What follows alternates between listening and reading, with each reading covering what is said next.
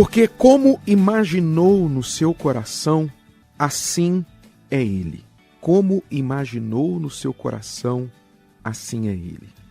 A imaginação trabalha junto com a fé. A imaginação é um dos poderes, dos maiores poderes do ser humano, ao mesmo tempo, um dos menos utilizados. Nós não somos encorajados a imaginar. Quando nós éramos crianças, nós imaginávamos muitas coisas, nós sonhávamos, porque a mente da criança é naturalmente aberta, propensa à imaginação. Mas, passado aquela fase infantil, nós somos quase que bombardeados, martelados na cabeça, a pensar em um mundo limitado, uma vida limitada. Tome, por exemplo, a mentalidade do nosso país, do brasileiro de forma geral. O brasileiro, que é fruto de colonizadores, foi ensinado por séculos a pensar como um escravo. O que é pensar como um escravo? Um dos pensamentos principais de um escravo é que ele não é dono de nada. Ele trabalha na fazenda, nas terras de um dono, a quem ele tem de ser muito grato por dar-lhe de comer e um teto sobre a sua cabeça. Então o escravo é treinado a pensar que ele tem que trabalhar para comer, para sobreviver. E ainda que a escravatura, a lei áurea, não é? Já tem aí mais de 140 anos, quase 130, cento e poucos anos, 140, se não me engano, 1888. Mas até hoje, o nosso país é escravizado na mente, na maneira de pensar. Porque o brasileiro não pensa, por exemplo, em ser dono de forma geral. O brasileiro pensa em ser empregado. Ele pensa em ser funcionário, quando muito o ápice do seu sonho de funcionário é ser funcionário público, que lhe dá uma estabilidade. Então, o brasileiro, com essa mentalidade de escravo, ele nunca pensa em tomar posse de nada para si. Ele pensa que alguém vai lhe pagar pelo trabalho que ele está fazendo. E, na verdade, que alguém tem até a obrigação de sustentá-lo, de dar-lhe de comer. E se ele tiver o de comer e um telhado, ainda que vazando durante a chuva, para cobrir a sua cabeça, ele está mais ou menos feliz. Fora isso, para alegrá-lo, tem samba, carnaval e futebol.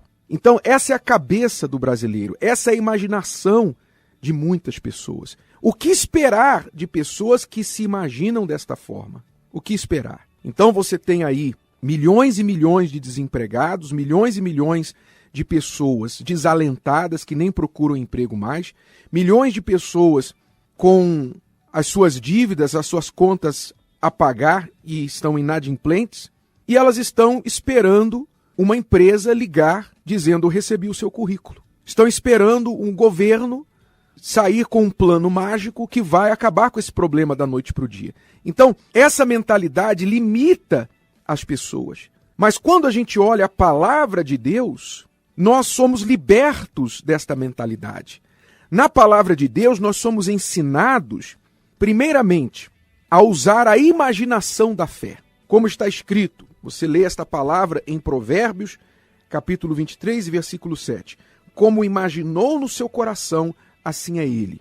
Nós somos despertados a usar a nossa imaginação e a pensar como Deus. Deus nos chama a pensar como ele, pensar grande, definir a nossa própria vida, o nosso próprio futuro, nos libertar da mente escrava. Você vê que a história do povo de Israel é a história de um povo escravo que foi escravizado no Egito por 430 anos e Deus então veio libertá-lo da escravidão e fazê-lo um povo livre e fazer aquele povo cabeça e não cauda. Então, a palavra de Deus é que nos educa, que nos ensina a pensar como cabeça e não como escravo, como cauda. Então, se você quer se libertar da vida que você tem vivido, do jeito que você tem vivido, seja financeiramente, seja na saúde ou no seu casamento, qualquer que seja a sua prisão, qualquer que seja o chicote que está nas suas costas, Primeiro, você tem que tirar o chicote que está na sua cabeça. O chicote que castiga a sua mente, que pune os seus sonhos, que te pune por sonhar alto, por pensar grande. Você tem que se revoltar contra os pensamentos pequenos, mesquinhos, limitadores. Você tem que usar o poder da sua fé aliado à sua imaginação. Quando a gente imagina o que quer, quando a gente sonha pela fé, não é sonhar acordado, não. É sonhar pela fé. Sonhar de acordo com as palavras que Deus fala a nosso respeito. Como diz lá em Jeremias, que os planos que Ele tem para nós são planos bons, de paz. Ele planeja o melhor a nosso respeito. Então, quando você imagina o que você quer, a sua fé é despertada. Você começa logo a ver possibilidades e não dificuldades. Eu pergunto, no que você tem pensado? O que tem ocupado os seus pensamentos? Você tem pensado no que a mídia quer que você pense? Você tem pensado no que as redes sociais querem que você pense? Ou você tem pensado no que Deus dá para você imaginar?